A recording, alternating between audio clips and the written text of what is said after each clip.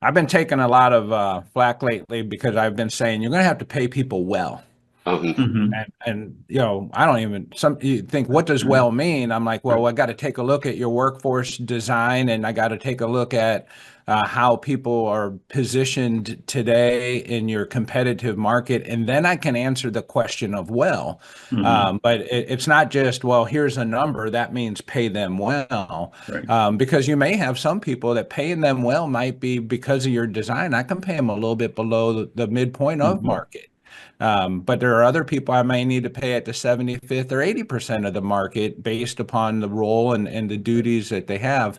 And the other thing that's getting more and more difficult that we add to this is the ability to pay people appropriately. If we don't like the word well, and we don't like the word of, we don't like midpoint, but to Right. pay people in a way that they feel valued, Hmm.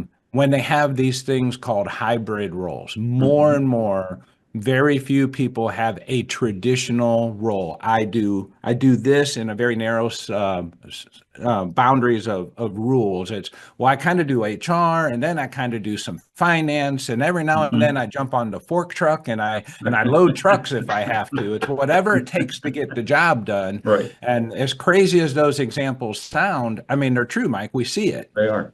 They And are. how do you benchmark and make sure that Yeah. person feels that they're being paid competitively? And I know that's what you spend a lot of time the last couple of days talking about, but Yeah. Mike, in 30 seconds, talk about that for me real Yeah, quick. I think basically when we do have, and we're seeing the same thing, more and more hybrid roles because we don't have the ability to fill a position, so we take part of that job and we kind of farm it out throughout the organization.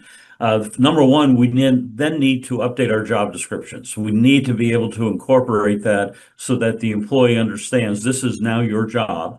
This is what we're expecting from you. So they have that document, which is very important as a source document that we then use and others will use to then look at the market.